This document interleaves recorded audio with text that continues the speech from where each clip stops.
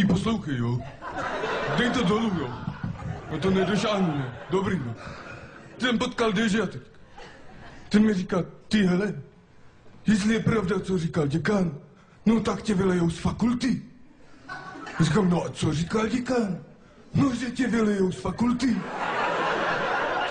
No, protože ten děkan to je pěknej ten narcista, to říkal už děda, že tyhle narcisti nám uzavřeli ty vysoké školy. Že mi potom museli to vybojovat na té národní třídě, ne? Já tam byl 3krát. Tam jsme byli všichni národové různý, ne? Jsme tam bojovali za tu vaši tu demografii, abyste to tady měli, ne?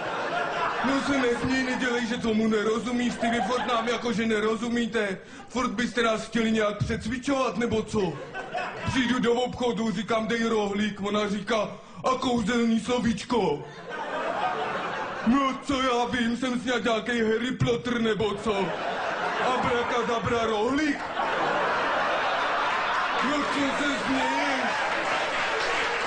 To je pravda, my vás to tady učíme, tu svobodu, za to bojujeme, ne, abyste nemuseli taky platit v těch obchodech, ne?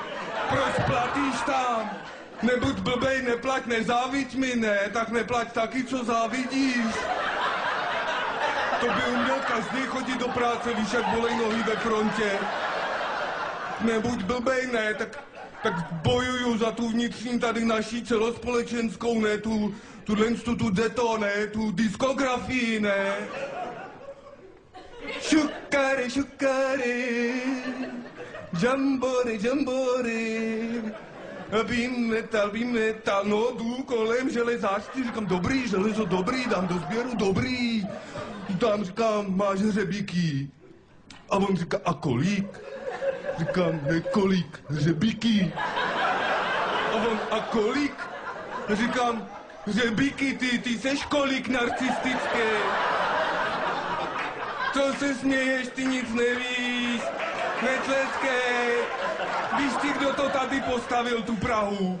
To byl baron, ten cigánský, si vzal za ženu kněžnu Libuši. Ta postavila Libuš, když měla to věštění. Teďka tam máme ty kuřata, ty slepice. Tak jste se tam nastěhovali, že to žerete, kolem jste to postavili, tu Prahu. Teďka to tam chodíte do toho KFC zobat, co? Klub fajných cikánů, vám rozumím, no. A teďka si promluvím. Já si teďka promluvím s tím dekanem. Já mu to řeknu. Já ti tu fakultu dodělám, pak zbourám lešení a půjdu dělat na právnickou. Já mu řeknu takhle.